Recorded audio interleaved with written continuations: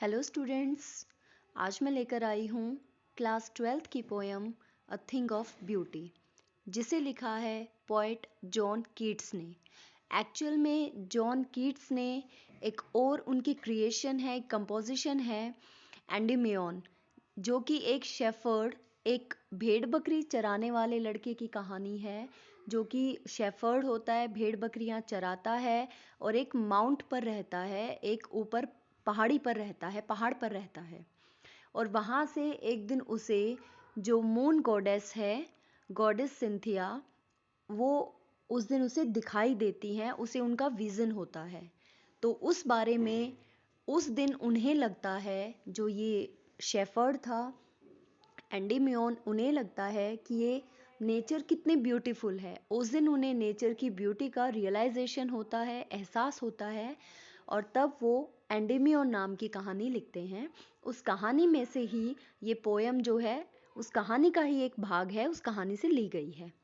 इस पोयम में पोएट ने जो सेंटेंसेस हैं, जो लाइंस हैं, उनको सिर्फ राइमिंग बनाने के लिए सेंटेंसेस को अलग अलग जगह पर बीच में ही कंप्लीट कर दिया है।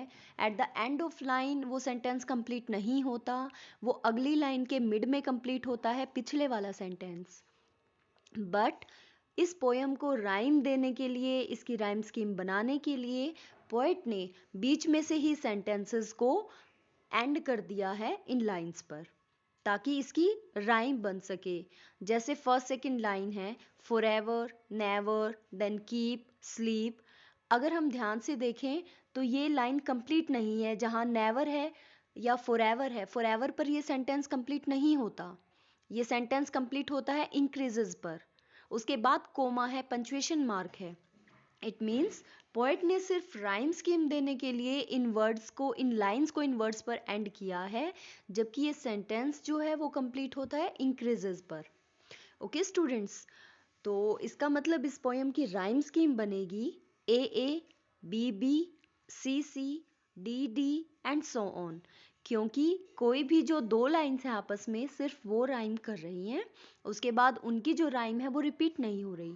It means only the consecutive two lines are rhyming with each other. So in this way, A, B, C, D, E, F, like this rhyme scheme of the poem is there. Now let's start the explanation of this poem. Line wise explanation is that a thing of beauty is a joy forever. Its loveliness increases, it will never. अब ये sentence यहाँ होता है increases पर ख़त्म।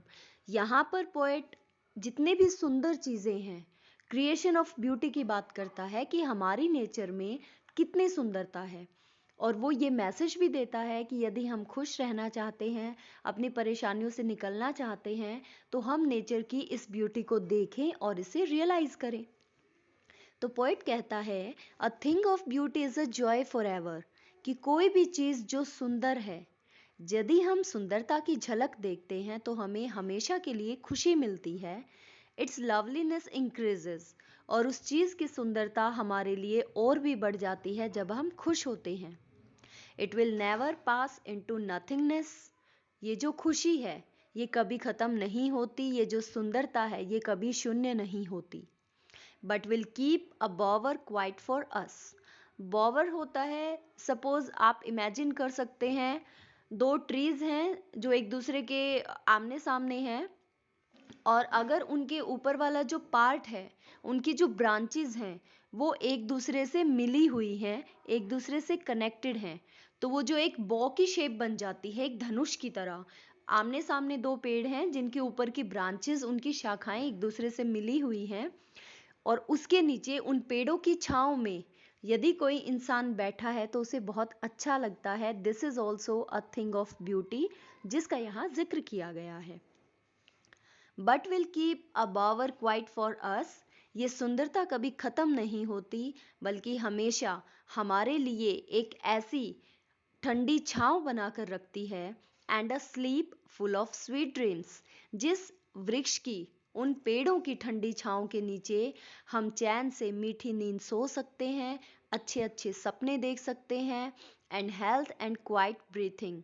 और उस सुंदरता रूपी पेड़ के नीचे बैठकर हम अपनी सेहत का ध्यान रख सकते हैं और हमारी जो सांसें हैं वो अच्छे से चल सकती हैं। Therefore, on every morrow are we wreathing a flowery band to bind us to the earth. Morrow means tomorrow, आने वाला दिन, the next day, the coming day. Are we wreathing, wreathing का मतलब होता है किसी चीज को रैप करना, रैप अप करना, या किसी चीज को एनसर्कल करना, किसी चीज के चारों तरफ लपेटना। फ्लावरी बैंड, फूलों का गुच्छा। To bind us to the earth, पृथ्वी के साथ जुड़ने के लिए, पृथ्वी के साथ बंधने के लिए। इसलिए हर आने वाले दिन में हम क्या कर रहे हैं, अपने आप को इस पृथ्वी के साथ फूलों के गुच्छे की तरह, जिस तरह से फूलों के गुच्छे में सभी फूलों को आपस में लपेट कर, किसी चीज की सहायता से बांध कर उन फूलों का एक गुच्छा बना दिया जाता है, वैसे ही उन फूलों की तरह हम इस पृथ्वी के साथ जुड़कर हम एक गुच्छा बना रहे हैं। और कौन सा गुच्छा है वो ब्यूटी का है। यानी हमारी जो अर्थ है, मदर अर्थ है, हमारी जो नेचर है, वो हमें इतनी सुंदरता देती है, वो हमें इतनी सुंदरता के दर्शन करवाती है कि हमें खुद लगता है कि हम इस सुंदर पृथ्वी पर फूलों के गुच्छे के समान हैं। Spite of despondence of the inhuman dearth. Despondence का मतलब होता है सैडनेस, उदासी होना।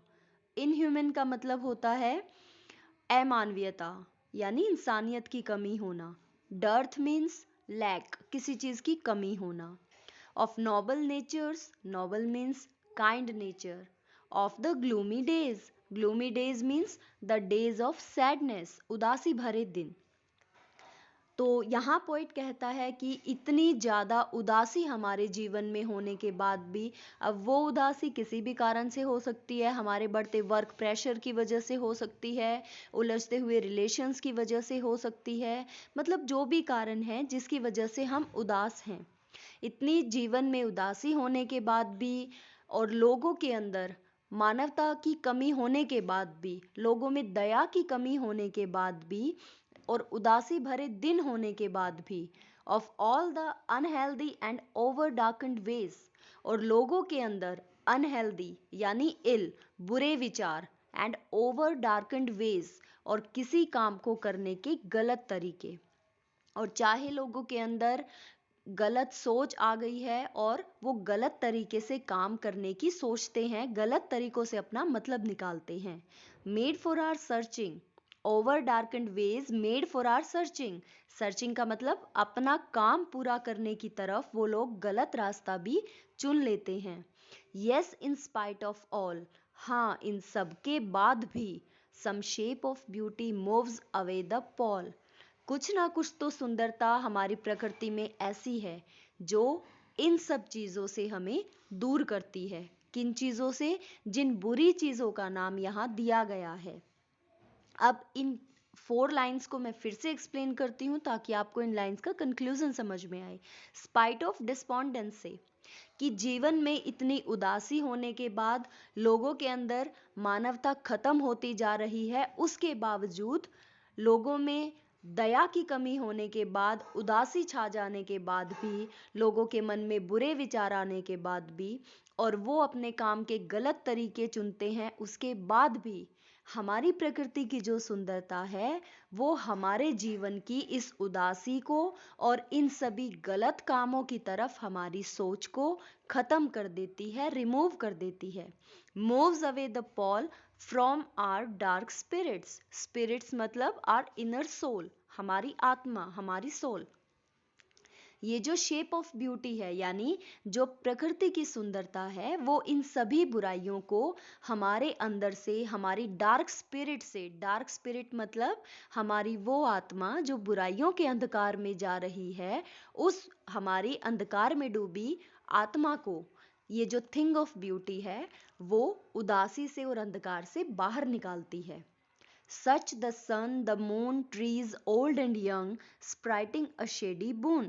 जैसे कि सूर्य, चंद्रमा और छोटे बड़े पेड़ जो है, अब ये सारी वो थिंग्स ऑफ ब्यूटी बताई हैं पोएट ने, जो कि हमारे अंधकार में डूबी आत्मा को बाहर निकालने का प्रयास करती हैं, वो सुंदर वस्तुएं। Sprouting a shady bone for simple ship, और छोटे बड़े जो पेड़ हैं जिनसे नए नए पत्ते फूटते हैं, नए नए फूल और पत्ते फूट कर निकलते हैं, अंकुरित होते हैं, फॉर सिंपल शिप, जिन्हें, जो ये भेड़ बकरियां होती हैं, जिन्हें वो खाती हैं, चरती हैं। And such are daffodils with the green world they live in, और इसी तरह से डैफोडिल्स के जो फूल हैं, जो कि अपने उस घने हरियाली में उगते हैं, with the green world they live in, green world का मतलब जहाँ पर ये डैफोडिल्स के फूल उगाए जाते हैं, इनके चारों तरफ जो हरियाली होती है जहाँ ये पनपते हैं। एंड क्लियर रिल्स, रिल्स मतलब स्ट्रीम्स, पानी का जो झरना होता है, that is called reels, that for themselves a cooling covert make, against the hot season the mid forest break। उसके बाद पोइट कहता है कि जो ये डैफोडिल्स के फूल हैं, जो इतनी हरियाली में पनपते हैं, जहाँ वो रहते हैं, जहाँ वो उगते हैं, और जो पानी के झरने होते हैं, उन सब चीज़ों की सुंदरता हमारे अंधकार में डूबे हुए विचारों को और हमारी आत्मा को इन बुराइयों से दूर कर देती है, वो सुंदरता। और जो ये दैट फॉर देम सेल्व, यानी ये जो सुंदरता है, जो ये पानी के झरने हैं, इनकी आवाज़ है और इनका जो सुंदर दृश्य है, वो देखकर cooling covert, covert means a secret, secret यहाँ किस चीज़ का है, इतने हॉट सीजन में, बहुत ज़्यादा गर्मी के दौरान ये जो सुंदर दृश्य हैं, ये एक पानी के, ठंडे पानी के झरने की तरह हमें ठंडक देते हैं, ये सुंदर सुंदर वस्तुएं। जब हम परेशान होते हैं, यानी जब हम परेशानी रूपी गर्मी से या परेशानियों के गर्म मौसम से जब हम जूझ रहे होते हैं, उस समय ये थिंग्स ऑफ ब्यूटी, जो सुंदर वस्तुएं हैं, वो पानी के झरने के समान हमें ठंडक प्रदान करते हैं। The mid forest brake rich with a sprinkling of fair musk rose blooms, brake जो है यहाँ पर वो फर्न्स जो होते हैं, प्लांट्स होते हैं, a kind of plants is there ferns, उन्हें यहाँ ब्रेक कहा गया है। आगे उनकी सुंदरता को, उनके जो गुच्छे उगे हुए हैं, वो ग्रुप्स में उगे हुए हैं, फर्न्स जो प्लांट्स हैं वो ग्रुप में उगे हुए हैं, और इस वजह से पोएट उनके उस ग्रुप में जहाँ वो उगे हुए हैं उसे एक छोटा सा जंगल कहता है, एक फॉरेस्ट कहता है। तो पोएट कहता है कि इन फर्न्स के जो ये पौधे उगे हुए हैं, इनकी सुंदरता और भी बढ़ जाती है, ये और भी आकर्षक लगते हैं जब इनके साथ बीच बीच में रोज ब्लूम्स, यानी गुलाब के फूल जब खिले हुए दिखते हैं। And such too is the grandeur of the dooms we have imagine for the mighty deads. Dooms का मतलब यहाँ पर है वॉर एंड डिस्ट्रक्शन, जितने भी युद्ध हुए हैं, विनाशकारी युद्ध हुए हैं, और जिनके अंदर इतने शक्तिशाली योद्धा मारे जा चुके हैं, जब हम उन शक्तिशाली योद्धाओं के बारे में सोचते हैं जो उन विनाशकारी युद्धों में मारे गए, जब हम उन शक्तिशाली योद्धाओं की शान के बारे में सोचकर उदास हो जाते हैं, तो भी ये जो प्रकृति की सुंदर वस्तुएं हैं, वो हमें शांत करती हैं, खुशी देती हैं। All lovely tales that we have heard और read, वो सभी अच्छी अच्छी कहानियाँ जो उन शक्तिशाली योद्धाओं के बारे में, बहादुर योद्धाओं के बारे में हमने सुनी हैं, उन्हें सुनकर हमें जो गर्व महसूस होता है, जो खुशी मिलती है, अब वो किसके जैसी लगती है पोइट को, लास्ट के 2 लाइन्स में पोइट ने बताया है। An endless fountain of immortal drink, immortal drink means eternal drink, वो ड्रिंक जो कभी खत्म नहीं होता। endless fountain, endless fountain यहाँ पर कहा गया है एक ऐसा झरना या एक ऐसा फुवारा, pouring unto us from the heavens brink, और जो ब्रिंक का मतलब होता है एज, किनारा। अब यहाँ पॉइंट कहता है कि जो इतने शक्तिशाली योद्धाओं की गर्व से भरी, बहादुरी से भरी जब हम कहानियाँ सुनते हैं, उनसे हमें जो खुशी मिलती है, वो खुशी हमें किसके समान लगती है, जैसे कि स्वर्ग के किनारे से हमारे ऊपर इस कभी ना खत्म होने वाली खुशी की जो बरसात हमारे ऊपर होती है एक फुहारे के रूप में। तो ये सारी थिंग्स ऑफ ब्यूटी हमें, ये जो सुंदर वस्तुएं हैं, ये हमें वो खुशी देती हैं जैसे कि स्वर्ग के किनारे से किसी कभी ना ख़त्म होने वाले अमृत के समान कोई बरसात हमारे ऊपर हो रही है। तो यहाँ पर पोइट ने हमें ये मैसेज दिया है कि इन spite of all the problems, all the restrictions, all the sadness, in spite of all these things, all these negative things, we are having very much positive thing around us, like we are having so much beautiful scene like garden, fields, forest, and we have so many positive people around us that can make us positive also. तो मतलब हमें sad नहीं होना चाहिए। अगर कभी हम sad हो जाते हैं तो हमें अपने नेचर की ब्यूटी को देखना चाहिए। हमारी जो नेचर की ब्यूटी है वो देखने से कभी कभी हम अपनी सैडनेस को भूल जाते हैं, या फिर कम से कम काफ़ी हद तक वो कम हो जाती है। तो यहाँ पर पोइट यही कह रहा है कि हमें परेशान नहीं होना है, उदास नहीं होना है। यदि कभी हम उदास या परेशान हो जाते हैं तो थिंग्स ऑफ ब्यूटी जो हैं वो हमारी हेल्प करती हैं हमारे मूड को पॉजिटिव करने में। Alright students,